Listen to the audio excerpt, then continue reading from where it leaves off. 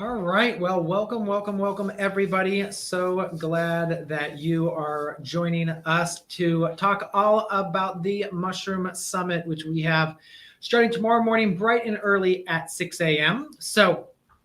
Um, this has been a long time in the making. We've been spending the last couple months, my team and I have spent the last couple months pulling this together. And a little tickle in my throat right now. And we are so excited to share it with you. So let me know in the comments if you are joining us live. Just give us a thumbs up or you tell us you're listening, and let us know in the comments what you are most excited about for the summit, who you want to listen to, or just what you want to learn about. Super excited for that.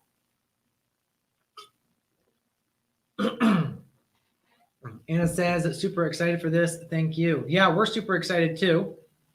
And we did have a few speakers say they would be joining us tonight to chat about mushrooms. So we'll see if they pop on. Michelle, good to see you here. Anna, good to see you.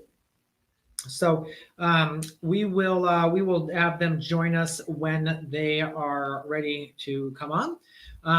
But we can, for till now, then we can just talk about mushrooms. We can talk about the speakers we have on day one, and also just talk about a little bit about how the process works, so that you guys understand how this is going to work tomorrow. So yeah, so let's talk a little bit about that. So how we run these summits is they're 3 days events. So again, day one is all about, why mushrooms are so important.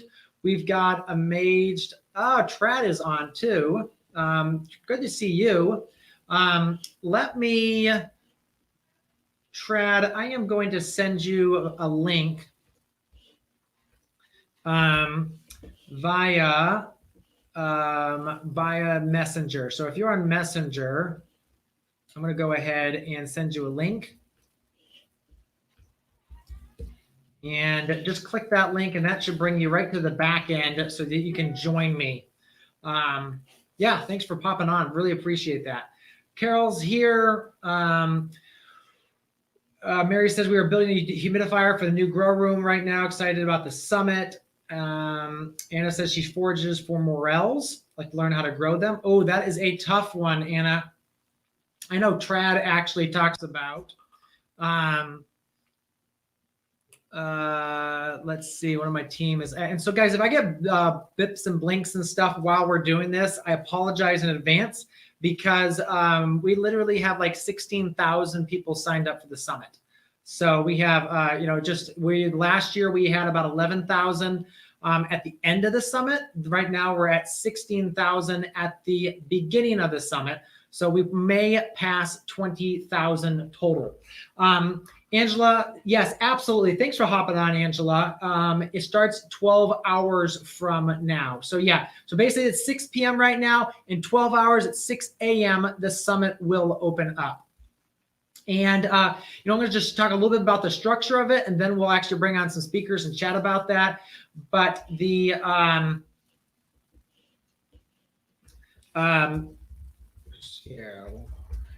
so how these summits run is that tomorrow morning at 6 a.m. and between 6 and probably 6:15, you will get an email with day one of all the different speakers. And so everyone who will be joining us for day one, you'll get access right then to start watching their presentations.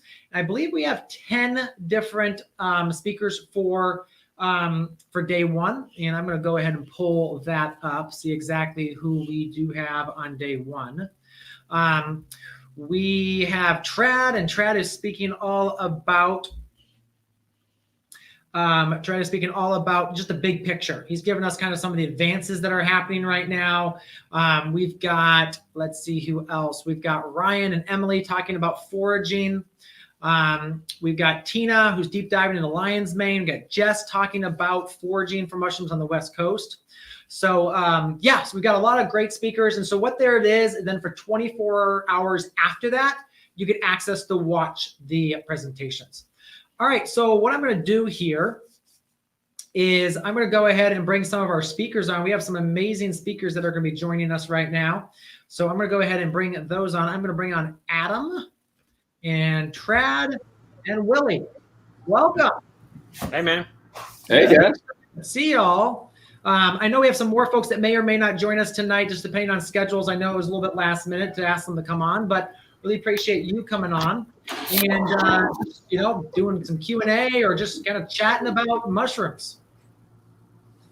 So now, can you grow mushrooms in Hawaii? Michelle says we don't have many mushrooms in Hawaii.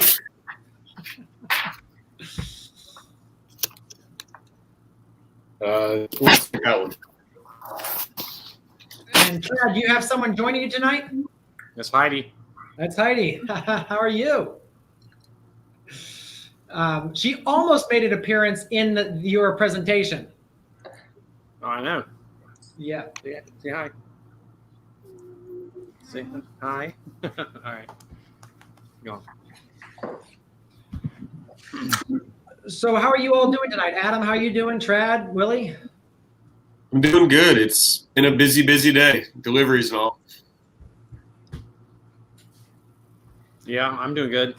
Heidi and I will be back home. We were in Florida for a couple of weeks and went through a little quarantine process and back home soon. Okay. All right. So do you have to quarantine coming out of Florida? Yeah, just coming out because we had 3 flights. I just wanted to protect my workers and stuff like that. Mm-hmm. Absolutely. Business. Yeah, it's just too risky. The two of my friends came down to see me while we were down there, and they tested positive. So I think they got it on the way there. On the plane. They're negative now. They're good. Yeah. Very cool. And we also have, let's see, I'm just trying to think who else we've got for day one. We've got Merlin Sheldrake. And has any of you had the privilege of talking to him or seen his book? I've read the book a little bit. It's pretty sweet. Haven't gotten to talk to him yet. Yeah. You got it with you, Michael? We did. So we got his interviewing for day one. It's a fascinating book. It talks about a lot of his research with fungi. One of the cool things he did, we talk about in the interview, is he actually got apples from the supposed Isaac Newton apple tree and fermented them as part of the process of writing the book, which was kind of cool. That history, involving that history and kind of the process of that. And he did a lot of work in Central America with his research of fungi some very specific ones down there. So he talks about that. We kind of go through that in the book. So that was fun as well. But I do want to answer questions, folks. So if you guys do have questions, go ahead, drop those in the chat. We'd love to hear those and just answer that. I know that these guys came prepared. We've got some incredible mycologists here, so we'd love to answer any questions that you may have. Adam, I'm curious where you're at, what your operation is and stuff. We're in Dallas-Fort Worth, Dallas, Texas. So it's a really unique way of growing mushrooms in a warm environment with it's odd. So Jordan's my partner's actually going to talk on day 2. Our more production side, our mycology work and such. I think I'm on day 3, right, Michael? Yeah, you're on day 3. Yeah, talking about profiting, building the business, the marketing side. Yeah, and so I'm talking more about our switch from all wholesale to retail and everything else with COVID. But it's interesting down here. Is this getting into easier time of year to grow? Yes, my AC bill has dropped from $1,200 a month in August and September to I think I paid $600 this month. So I'm super excited. Yeah, that's nice. Just time for the holidays. Yeah. So Trad, this time of year for your business, are you shipping out a lot of grow kits, or is it because people are getting ready for the holidays? A lot of what we're shipping are mushroom extracts and things for the holidays. Little lightweight gift stocking stuffer type stuff, and also health related items. Obviously, kits, of course. Yeah, lots of kits and spawn. The spawn is the season is upon us, so it's starting to ramp up. Just like probably anybody else who's making spawn here, who's a speaker. Yeah. And why is that? Is it just for the holiday, or is it just because people are going to push more during the wintertime? Well, it's the transition. It's the temperatures. It's Yeah. people who are growing outdoors. This is the time to cut the wood.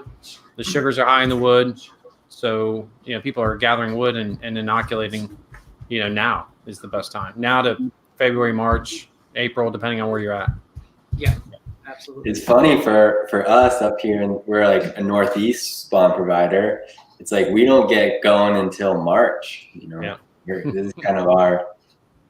Now December, January kind of chills out, and then it's like, okay, really ramp up as once temperatures start getting towards heating up. Yeah. Interesting. So Steve's asking for a brief bio of everyone on the screen. So Adams, the Texas Fungus, 18 months ago or 2 years ago, they both had full-time jobs, and now they're both full-time mushroom growers. So again, we kind of really talk about the rapid expansion and just turning it into being a full-time farm. Trad, again, wrote the book. It's right here. And I was referencing it today. It's a great book on all things mushroom growing, organic mushroom farming and remediation. I've got a company called Mushroom Mountain, I believe that's the name of your company. Yep. And you've been in business for how many years now? Shit, I forgot. It's probably.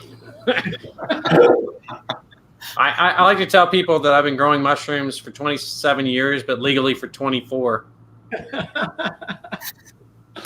Yes, yeah, and you're doing so. And again, guys, his talk is one not to be missed, because what he talks a lot about is some very innovative things that are happening right now with the microremediation, with even almost antibiotic aspect of mushrooms, how they're fighting disease and bacteria. We talked about building materials. We dived into the psychedelic side and how they're treating PST and some mental things as well. So again, it was a wide-ranging interview, ton of fun. It was a good conversation. It was actually, Trad, it was the first interview I did for the entire summit. Oh, right on. Yeah, and so since then I've done, I think, 30. So, we got Lori joining us tonight. Lori, how are you doing? Good. How are you? Sorry I'm late. That's totally fine. But I'm going to pop back to Willie. Willie, you run a company called, is it Fungi Alley in, is it Massachusetts? Yeah, in Massachusetts. Yep. Yeah. So you sell spawn. You do a lot of teaching, education. We've done some work with Cornell. You've also done a bunch of grants, one on 5 different grants you've gotten funding for. So you've done a lot of the research in the industry now, which is really helped a lot of what we're standing on for some of the research and stuff. So really appreciate that. And then Lori is a food photographer and educator on the West Coast. And she's worked with the Mushroom Council for a number of years with a lot of their recipe development, the photos, and all of that. So if you go to the Mushroom Council website and go to they've got an incredible recipe section with all the different things you can do with mushrooms. A lot of that came through Lori. So I'm glad that she's joined us. And again, Lori's all about day 3. She's got 2 presentations, talk about taking pictures of mushrooms, and talks about also creating recipes. And Lori, we actually used the techniques you taught in yours when we took some pictures of our mushrooms. Oh, nice. Can you guys see that? Yeah. There. Yeah, we just took those pictures the other day. Nice. Our grow room, and we used the whiteboards next to it to reflect the light, all that kind of stuff. So really appreciate that, and it was very helpful. Good deal. Yeah, that's great to hear. To that. All right, so we got a bunch of questions coming in, folks, and people are asking about substrates, and guys, we'll be talking about that. Somebody's asking about what actually is the summit. So tomorrow morning at 6 a.m., all of you are signed up. We'll get an email which has a link to a page that has all the presentations from day 1. They're pre-recorded. The reason we do that is a lot of the time we're fighting with internet connectivity with some of our speakers, or we have to pre-record, or and editing too. So we've got we've edited them all down to make sure it's the best conversations. And we've added a bunch of pictures and slides and video in and stuff for some of the presentations too. So absolutely, yeah, lots of great information, and it will be happening very, very soon. Something that here's a question. If I buy cordyceps that were grown on grain, possibly wheat, could I feed it to someone who has a gluten allergy or celiac disease? I would say yes. Yeah. Yeah, good to go. Yep. Yeah, because the mushroom again is breaking that all down. And yeah, it shouldn't reassimilate gluten into the fruiting body at all. Gotcha. Yeah.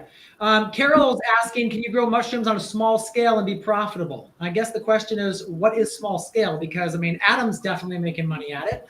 A little bit, not as much as I'd like, but enough to keep me in the mushrooms. Yeah. So I guess the question is, what is the smallest scale that you could? And again, it comes down to what your goals are with and what your definition of profitability is. Because with a couple metro racks, you can easily produce 100 pounds a week, and that can be done in a spare room. And a couple pounds, 100 pounds a week at $10 to $12, $15 a pound is some serious money. Yeah, and I think it really plays into where are you selling the mushrooms to? Because a lot of times when you scale up, you end up selling the mushrooms to, for a lower price. So sometimes, I scaled up, from growing 15 pounds a week all the way up to 500 pounds a week. I hit 500 and I was like, I'm doing way more work and working harder and making less money than when I was growing, 75, 100 pounds a week, because I could sell that for 16 a pound at a farmer's market instead of 8 a pound or 6 a pound to a distributor. So I think there's definitely niche places for small scale producers, and depending on what you want to do, but the 20 to 50 pound a week range, depending on where you can sell it and if you can get a high premium price. Yeah. I think the thing too is if you're producing all your own blocks and stuff, that adds a significant amount of expense to your whole operation. So, the number one way that really you recommend is just get started buying blocks from somebody and try it out and scale from there. Yeah. Yeah. Or log cultivation, that's seasonal and not a lot of high investment. And on day 2, we've got, it's not day 1, but day 2, we've got, let me see here where it is. We've got Tim Hensley, which is actually a interview that we actually did on site. So I actually drove down to his farm. We did he's an outdoor grow operation with logs and totems.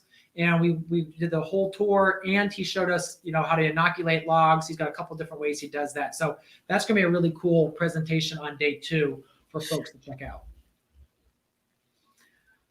And maybe this question is for you, Trad. What do you think about the slurry method for morels? Well, that's fine. And morels are tricky. And there's a chapter in my book on morel cultivation. And the Chinese have figured it out. And there's a certain process you have to do. Slurries, yeah. If it's a spore slurry that you would have to store in a jar in the fridge for a couple weeks to let them germinate, and then you would inoculate the between the substrate or on top of the substrate. Morels are strange.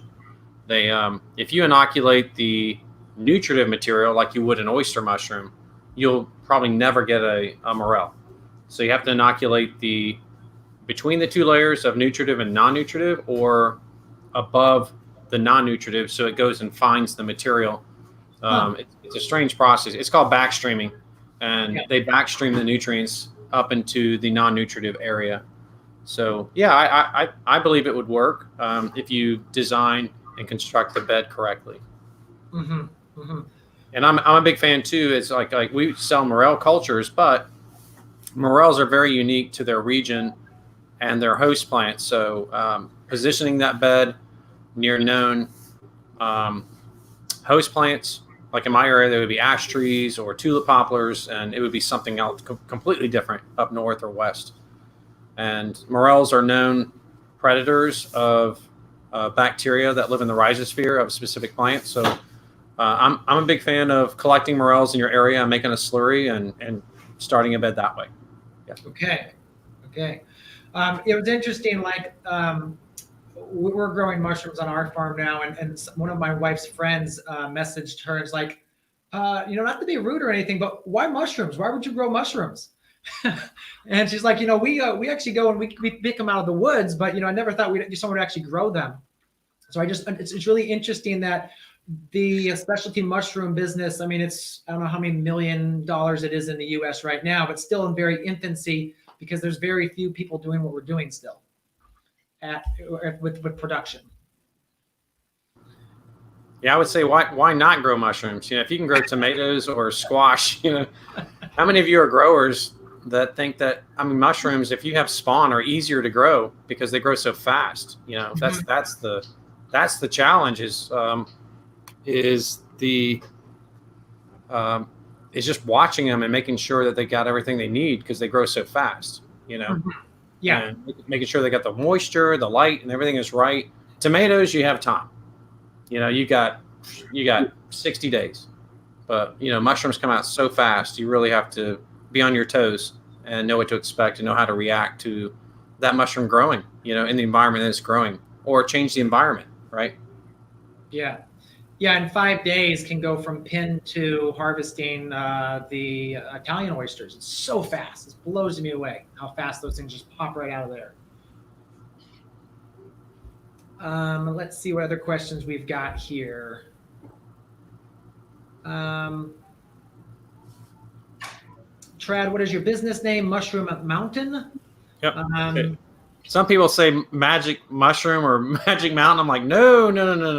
Hold on a second. That's a different company. Yeah, give us another year. The Jamaican company is Blue Portal. That's getting out there.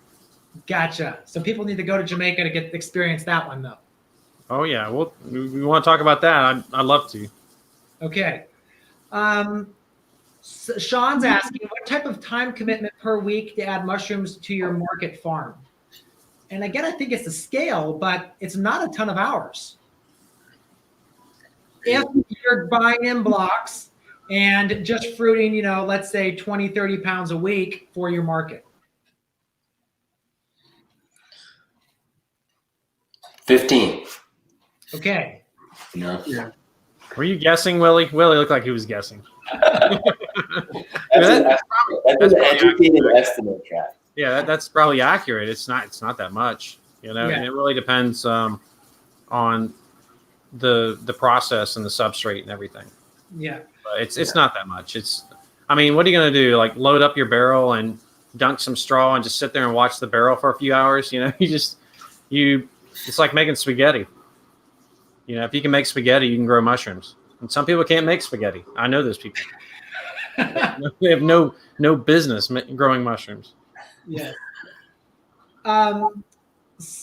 Matthew says Magic Mike Mountain. I don't know about that one either. Magic Mike. That sounds like a reference to a stripper movie. But anyway.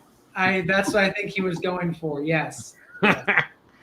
Well, that's down the road. I haven't, like Adam said, if times are tough, Adam, we'll do what we got to do.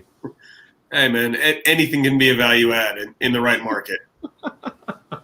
I haven't picked out an outfit yet. Let's just say, put it that way. I'll let you go first, Trud. I'll go first. I don't care. Matthew's asking about talking in pounds. Yes, we're usually most of the summit will be in pounds. We do have Adam and Eric from Grow Cycle in the UK, and I know a lot of you showed up here because of them. So we really appreciate Adam and Eric and their hard work to promote the summit. But yes, they would both be talking in metric in their presentations, but I think most others are going to be doing in US pounds. Yeah, Carol, yes, I says I can make spaghetti. Megan asked, do we have all day on Friday, Saturday, or Sunday to watch each day's videos? Yes. There's no specific time. We give people the full 24 hours to watch that day's presentation. So again, it's not like, Willie comes on at 9 o'clock and Adam comes on at 10 o'clock. It's people, you got that full 24 hours. So you can experience that. So one of the things too people are asking about is obviously you can sell them at the farmer's market, but how do I make them look the best? And obviously that's day 3. That's all Lori. Lori, do you want to talk a little bit about your background with the food photography? Sure. So with the display and making them look good goes a lot into, also farmers markets displays and creating baskets. And there's not a whole lot of general rules other than making things look plentiful, and you can false bottom baskets to build your mushrooms up. And whenever you're working on displays and photos, creating building height behind. So use boxes, use crates to put things on top, and then build down to have a tiered look. That's really good for mushrooms. Mushrooms can kind of go both ways. Photos of them as they're growing are obviously, exceptional. It's really cool to educate people about that. Once you have them on set in a studio, you can go either way. You can leave them with a natural look, maybe a little bit of dirt on them. If you're trying to clean them up, I would wipe them with a wet rag and possibly apply a little bit of olive oil to them so that they catch light in the photo. Very cool. Awesome. Someone is asking, Lori, about your background. My background? Yes. Yeah. So I'm a nutritional scientist by education, and I started work in cooperative extension, which whenever I decided to transition that to recipe development and food photography, it led me on a path of working with a lot of ag organizations and ag-focused food brands. So spent time in Central Kentucky for 10 years, and now I live in Central California. Very cool. And Leonardo is asking, what are the government requirements to grow mushrooms to sell at farmers markets? Adam, there's not much. There's not much at the federal level in Texas. It's pretty much regulated by the market. I don't know about other states, but in Texas, first harvest is protected. So as long as I don't process it, slice it up, do anything like that, as long as I bring it to market in that form, anything goes. Individual markets will have different rules. Now with COVID, pretty much everybody's requiring prepackaged and sanitation and all of that such. But no, as far as regulations, it's in that aspect, it's just like selling produce out of your garden. It's protected, at least in Texas. Now, once you get into things like the tinctures and the mushroom stock and the mushroom jerky and the powdered mushrooms and all of that, that starts to, again, you can start very easily. And I think that's the cool thing about Adam on day 3 is we kind of go into the full suite of products that you're offering now with mushrooms. I mean, the ready to fruit blocks that you're offering as well with folks. So you've got, a wide range of things that you're offering. We talk all about that. Someone's also asking, will there be information on where to buy starts and blocks? And Michelle, Willie offers stuff, Trad offers stuff, Adam even offers ready to fruit stuff as well. So you've got 3 people right here on the call that can offer you what you're looking for. We also, in the All Access Pass, our team researched for a number of months and put together a 60 different organizations / company database of basically for the US and Canada of all the different places you can get equipment, you can get cultures, you can get education, we get t-shirts and all that kind of stuff. So a lot of great information there as well. Let's see. So how many hours of content for each of the 3 days of the summit? Well, it really depends on how long the speakers talked. So, someone like Trad, he went on for, 45, 50 minutes. I think most people went along for like 3/4 of an hour or so. And again, because there's so much to ask them. And 2, we could have gone so much deeper too. That's the thing about the summit is we have 30 different presentations, and I, as an interviewer, learned something from every single interview, and probably in many multiples. I was taking notes the entire time. So there's just so much fabulous information. And I would say we still haven't even scratched the surface on so much in the mushroom world. We could have gone for hours, as Travis was saying earlier, just talking about the morel cultivation. We touched on that, but again, there's so much more that you could go in on that. So again, there's so much out there. Yeah. So let's see. So Trad, talk to us. One of the things that you talked about was the antibiotic aspects of things that you're playing with right now. Talk to us a little bit about that, because I found that fascinating. All right, you're gonna have to unmute yourself.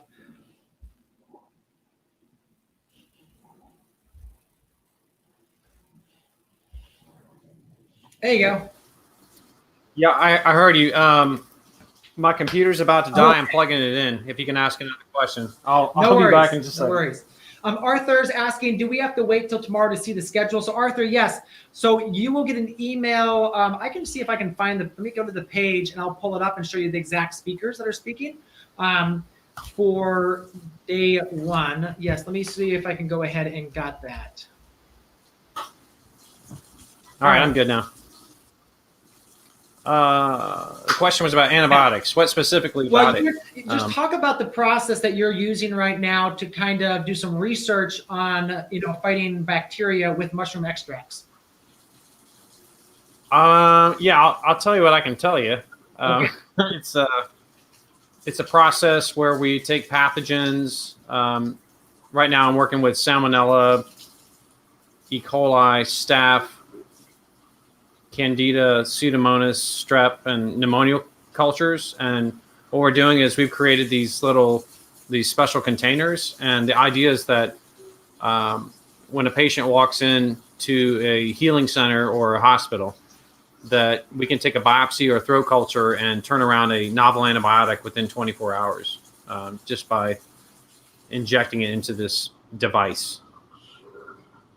Right. And I think that's patient-specific and target-specific antibiotics. And I think that's where the future of humanity really needs to go. I mean, if you think about it, if we're all taking the same antibiotics, it's no good. Yeah, it's incredibly challenging because we're seeing, for animals, we're seeing the antibiotics not be effective any longer. We're seeing the super strains of the bacteria. And so that is rapidly following for humans as well, is that, penicillin, which was an incredible advance, is nowhere near as effective as it was. No, and that's just it, where people are taking antibiotics for, what they might have the flu, and it doesn't work against viruses. They're sick and they're just taking leftover pills that are in the cabinet. And then we're eating antibiotics because it's in the food, it's in the meat. And then you have mutations occurring overseas that are coming here. It's just one flight away. And that's what's going on. Bacteria, viruses, everything's mutating so quickly that we can't exist in this present state of, it's like a Band-Aid culture, And so we need to go with a different angle on it. And so that's kind of like what we're working on.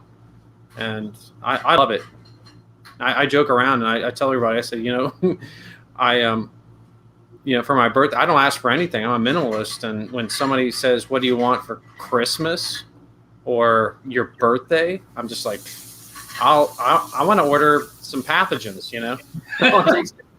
Send me some Salmonella, send me some Vibrio.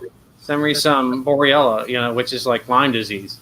So my birthday's coming up in January. If anybody wants to buy me Lyme disease. How much do those cost? What's that? How much do those cultures cost?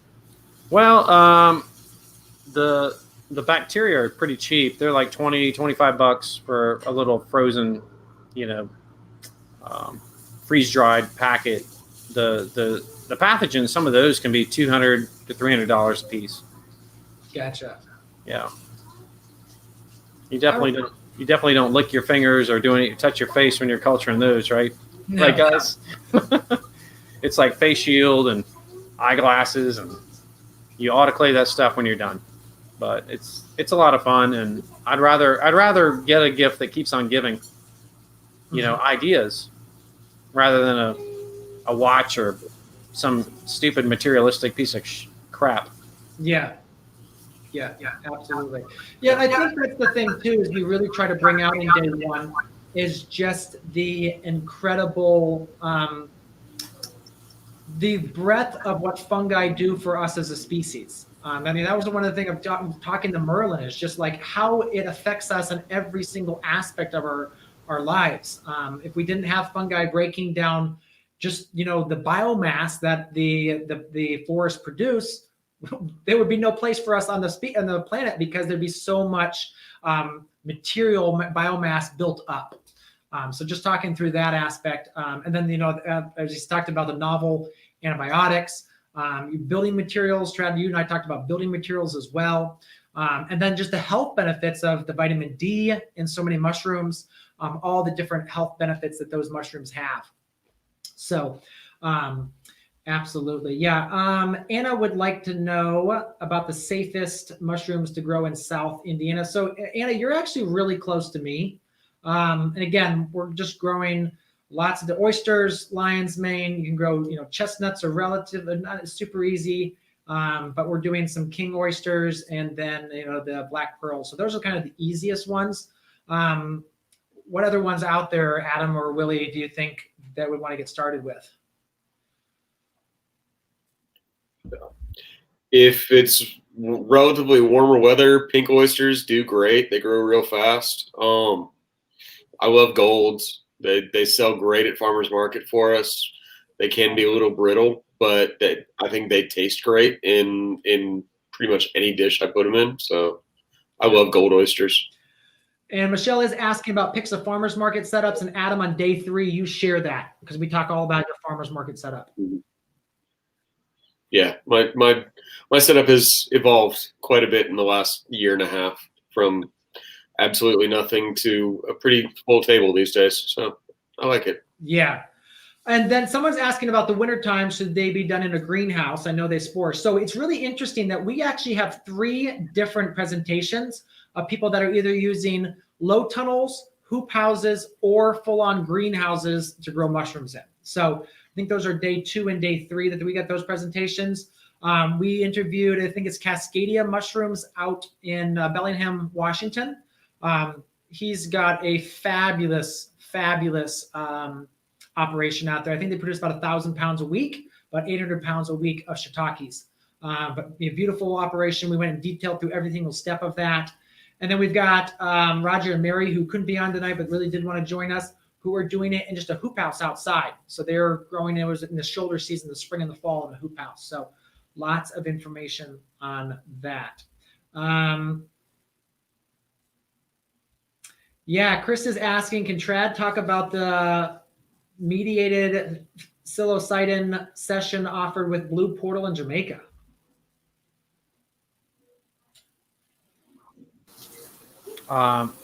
Hell yeah. I mean, that's probably the most requested topic in my email inbox lately. It's there's a criminalization of things, but yeah. So I went down to Jamaica several years ago, and we set up a lab down there and started cultivating psilocybin down there, and started running sessions. And we do it. We do it part in nature, part indoors, and it's kind of hybrid from the John Hopkins model, and I feel like it works. And we use licensed therapists and sitters to, we interview everyone that comes down for medical, any kind of medications that they might be taking, or any kind of psychological disorder that they might have, and then they have a pre-interview when they get there. They run the session on day 2 and have a reintegration on day 3. And right now we're trying to get back to Jamaica and the Costa Rica potentially to do the sessions. So Blue Portal's it's a nomadic company, really. If you think about it, it can pop up anywhere. And we're thinking about Oregon. We're thinking about other states, other countries, and people need this. They need the medicine. The pill a day approach for the number 1 selling class of drugs in the U.S. are antidepressants. And that in itself is, no pun intended, but sad. And we really, if someone is taking a pill a day that has adverse side effects, that can also cause suicidal thoughts. It's like, well, here's something that one session could last 3 months or 6 months or longer and have some permanence. That's a big deal. That's a big deal. And I'm glad that we got involved with that. We started that in Jamaica. And I'm very excited about the potential for psilocybin assisted therapy, not only in the U.S., but all over the world. Mm-hmm. And someone's asking how many grams for the average session? now we're talking recipes and formulas. All right, so somebody's probably sitting at home with a bag of mushrooms saying, how much should I take? Adam had to log out. It was probably him. It's probably Adam. Sorry, I'm still at work. I'll be back in 5 minutes. Still growing them shrooms. Yeah, it depends on body weight and experience. I would say that, I've done it quite a few times, and my expectations are, I know what to expect, and I know what's around the corner or what's lurking around. But for someone who's a first timer, I would say, do low dose first, maybe 2 grams, 3 grams. Definitely be with someone. Don't do it on your own. And if you are going through something in life that you definitely don't want to do it alone. Do it with a friend. Do it with a good friend who knows you, who knows what you're going through, so they can, walk you through things. But if you're doing high dose, I would say 5 grams is what we give. What I don't want to call them patients, but we give visitors 5 grams. Close to it, 4 to 5. And that would get you where you need to go. And that's what we would call a total ego dissolution, just dissolving your ego so you can communicate with what's behind the firewall in your brain and do some psychedelic surgery, on yourself. But having a friend there or a mediator there who knows your problems or intentions are critical, to having a successful session. Being by yourself could not be healthy. It might actually have a adverse reaction. Gotcha. That's really good. Know that. Yeah. There's so much I think that we don't even know yet on all of this. That's absolutely amazing out there. Rod is asking, so how about cautioning wearing PPE for spores in your lung? Yes. Adam knows well about that. Yeah. And I guess the other question too, I mean, you obviously need, can you pop in for 5 minutes without it, or do you need it all the time? Speaking as someone who actually got spore lung and now have to take medication every day to help with my breathing, no, if you're going in your grow room, you should wear PPE at all times. Does that mean I wear it all the time? No, of course not, because I'm an idiot a lot of times. But I mean, it happens. But no, realistically, trust me, spore lung sucks, and nobody should ever get it. So wear respirators, wear a mask, wear something. Yeah. And if you have an indoor grow, make sure that you vent your exhaust outside, not just out of the tent. Yeah, we've got a grow sitting actually right behind the camera right there, and it actually has a 4-inch tube that goes right out the window. So. Yeah, and actually, pick your mushrooms early, because we've talked to our fruiting room managers all the time about this. It's like when you see a mushroom and you're like, oh, well, tomorrow it's the mushroom will be twice as big, right? Adam, Willie, everybody, it's like, but you know what? It won't weigh any different. It's just going to get thin and it's going to fan out and it's going to fruit. So I've been telling our production managers, listen, just pick it when it's tight, when it's young, when it's almost getting ready to flatten, and it really isn't producing a lot of spores. But if you let them get larger on that one day, it only takes one day, then the room is just loaded. Mm-hmm. And what I'm talking about, Adam and Willie, it's like the room is smoky. It looks like there's fog in there. Yeah. And that's the worst time to go in there. And I've had a really nasty cough from inhaling spores for years. walking into a fruiting room, and it sucks for a few days. You're just like coughing up and things like that, but it's preventable. And the mushrooms have a better shelf life if they're picked younger anyway. So anybody who's like trying to grow, do not let them flatten out. The yield, the battery of the grow bags that you have, they're going to produce just as much if you twist them off and just stop the growth early. Yeah. Mhm. Yeah. It's amazing to me, Adam. You've seen pictures of my grow room. We've been playing around because we just started the grow room about 3 weeks ago. We started putting mushrooms in there, and so we've just been doing a couple dozen blocks, really trying to figure out our system, the temperature, the humidity, all that. And I'm glad we're going slow because we've definitely had some bumps along the road. But it's been unbelievable to see the amount of spores just off even a couple dozen bags. So obviously one of them is I'm probably picking a little late. And the other thing is just it blows you away how many there are in there. And oysters also drop a lot of spores. So, I mean, and it's interesting to me that like golden oysters, they drop a purple spore. A white elm or snow oyster drops a brown grayish spore. So, I mean, the colors of them are quite interesting to me. But no, you can have your grow room absolutely spotless, and like Trad was saying, you come back the next day and you think, oh, I don't need to harvest these today. I'll just grab them first thing in the morning tomorrow. And you come back and your grow room is just absolutely just disgusting. We actually clean our grow room almost 5 days a week, every day, because we're constantly loading blocks in. We try to do a load in twice a week, but usually it ends up that it's 4 or 5 days a week. We end up adding blocks in at some level. So we have mushrooms at every different level, every different week. So cleaning is necessary all the time. Yeah, absolutely. And again, that doesn't really apply if you're growing outside in the woods. Yeah.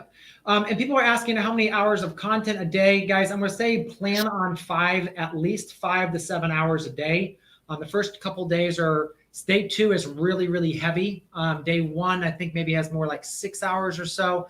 Day 3 maybe has 5 hours. So again, that's kind of what you need to plan if you want to watch all of it during the day session.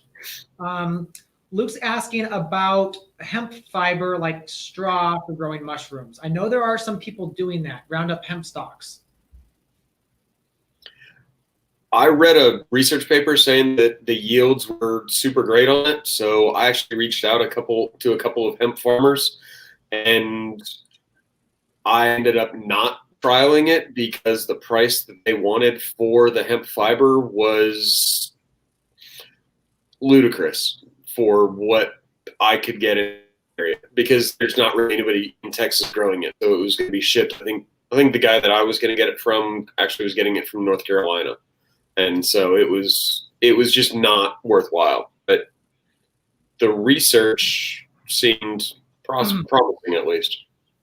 Yeah, I know there's some guys around here growing it, and I think Trad, you're saying hemp herds is what that's called.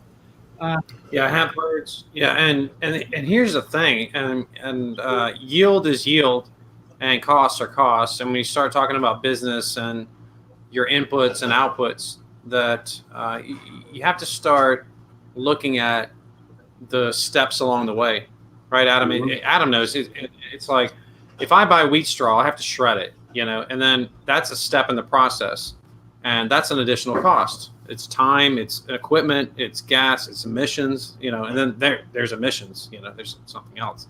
But the hemp herds are expensive, but we yielded at least double the amount of oyster mushrooms on hemp herds than we did wheat straw.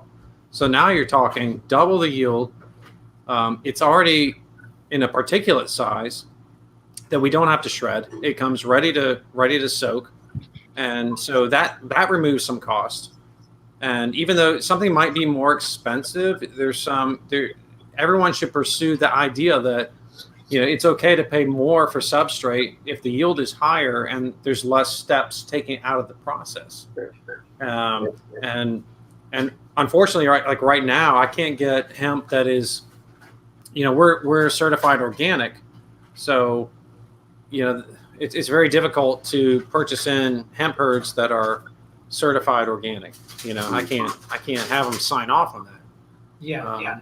But it's a great substrate. I've had a lot of people ask about hemp, and even in Jamaica, it's like the minister of agriculture down there, the head minister of agriculture was just like, what can you grow mushrooms on? And I'm like, well, they grow on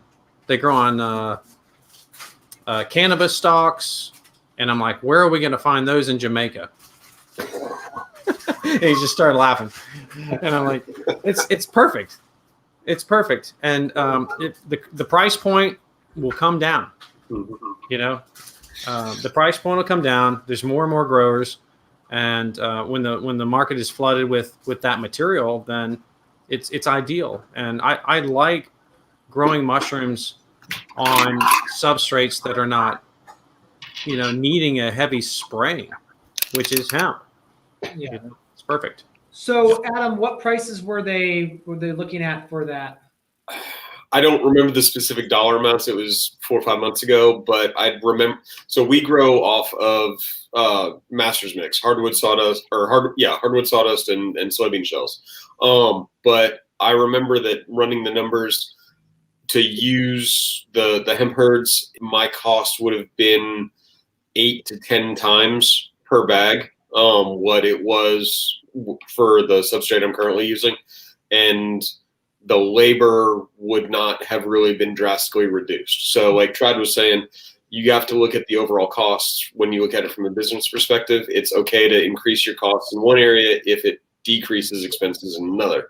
Well, and to kind of both of your points too, I think it's an immature industry. People have no idea what it's actually worth. And so, Luke right now says, I know a bunch of organic growers that might have extra herd available.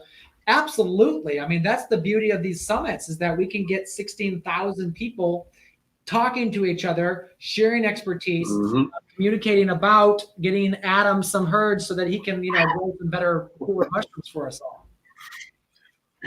Yeah. And there are definitely more farmers in Texas that are now starting to grow hemp now that it's becoming that it is people are allowed to start producing. So I'm hoping that I can find somebody local to the Dallas-Fort Worth area that I can trial some. Okay, very cool. Well, I think I am going to, we got to start wrapping this up. I actually have 3 meetings booked back to back tonight. So I actually have to cut off right at 7. But I just want to thank you all so much for coming on. Looking forward to, I'm going to let our speakers go. And then what I'll do is I'll wrap up. I'll walk you through exactly what's going to air tomorrow. And, but Trad, thank you so much. Willie, thanks so much. Adam, thank you so much for hopping on. Appreciate your time. Appreciate what you all are doing for the industry. Trad, kind of just the book. I mean, seriously, this has been some in-depth reading for me. I mean, Adam, you've been answering, a question a day at least from me? I actually have some pictures I have to send you. I'm like, is this normal? And then Willie, you've been great with, you're part of the giveaway tomorrow. So really appreciate you doing some stuff for the giveaway tomorrow. And just, talking to us and sharing all about the different mushroom farms we're working with. So again, thank you so much, everyone, for coming on tonight. Hey, Mike, I'll be around online tomorrow, live if you want to do that. I'm not sure how that works, but I know you're pre-recorded and I'm not used to doing that, but I'll be around if anybody wants to. Yeah, if you want to drag me out there, I'm not shy. Okay, I will definitely reach out. All right, and Adam, thanks a lot again. Appreciate you, and we will we'll catch up. All right. All right. See ya. See ya. Good, Fred. Bye, Michael. Y'all have a good night. Okay. Bye.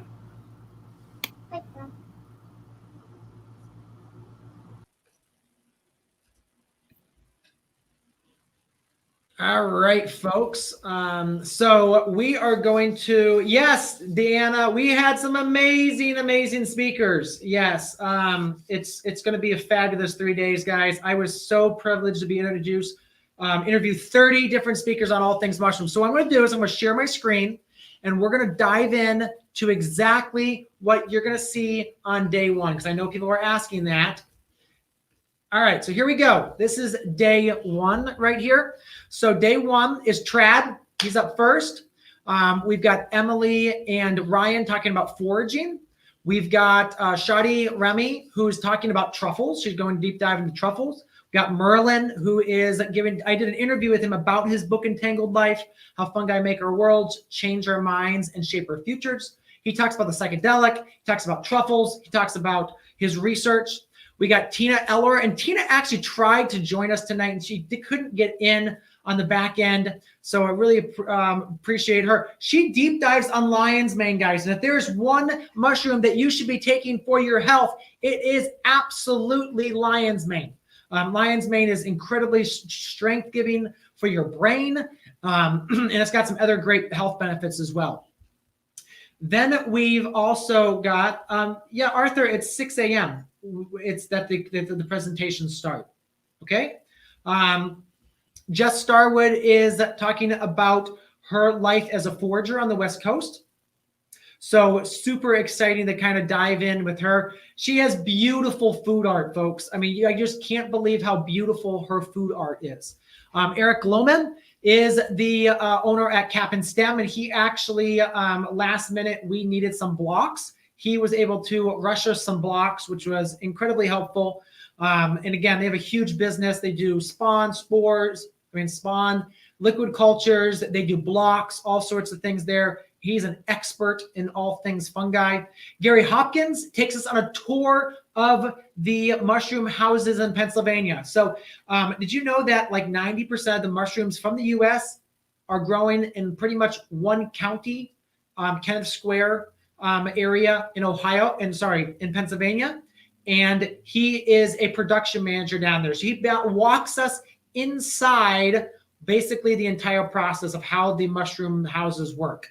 Then we've got Steve Gabriel. Steve is a mushroom research at Cornell Small Farm Program. So he did a great job of walking us through some of the basic aspects of how mushrooms grow, the different processes. Again, one you do not want to miss. Steve Gabriel, again, good stuff. So if you really are trying to understand the whole business model, he's the guy to start listening to.